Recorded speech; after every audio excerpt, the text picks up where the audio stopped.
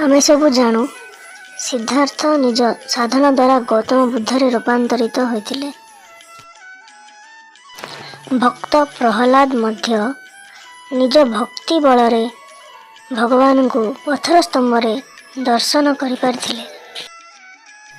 साधु माने ज्ञान जोग, भक्ति जोग, कर्म जोग एवं राजयोग द्वारा भगवान को प्राप्त करेंगे बोली मत रखती।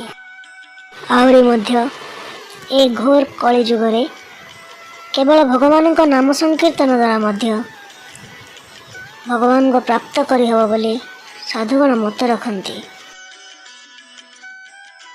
गीतारे भगवान श्रीकृष्ण अर्जुन को रूप में समग्र मानव समाज को तांको निकट में संपूर्ण रूपे समर्पित रहिबा को उपदेश देइछन्ति।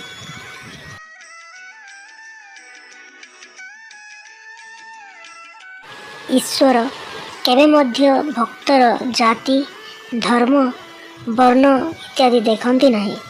से चाहती केवल निष्काम भक्ति। 1500 शताब्दीर से भली जड़े अनन्य भक्त हेले भक्त दासिया बावरी।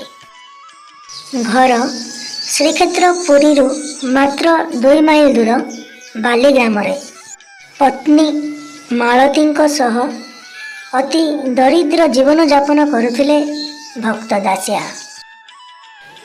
बुणाकार घरे जन्म तांकर। धोती शाढ़ी इत्यादि बुणी जहा किछि रोजगार हुए सेथिरे तांकर परिवार चले। एपरिकी केबे केबे 2 ओଳି 2 मुठा खाद्य जोगाड़ मध्य करवा असंभव हो जाए तांको पाई। से पंचसखांक समकालीन थिले एवं अति बड़ी जगन्नाथ दास को निजर धर्मगुरु मानुथिले। भक्त दासिया नीच कूल जन्मग्रहण करथिले बोली उच्च कूल लोकंक पाखरे बसी भागवत श्रवण करवा बा धर्म चर्चा करिवार अधिकार पाई नथिले।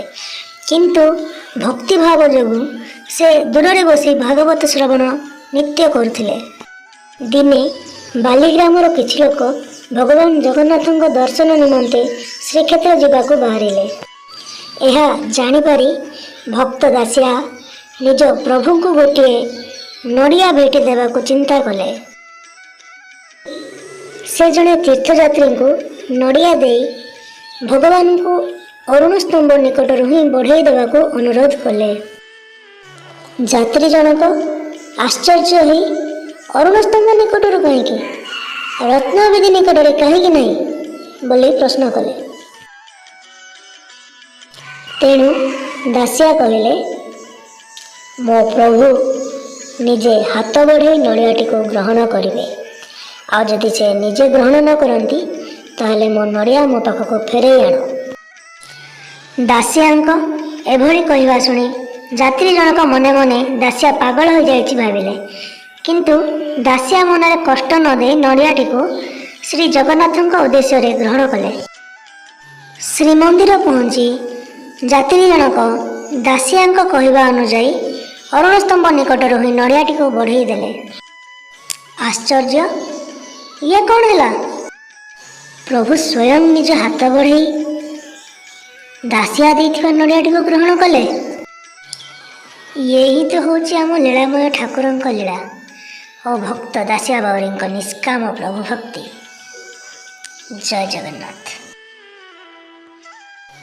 जदि आपण मानक ए भिडियोटी भल लगिला तो दयाकोरी लाइक, शेयर एवं कमेंट निश्चय करंतु। धन्यवाद।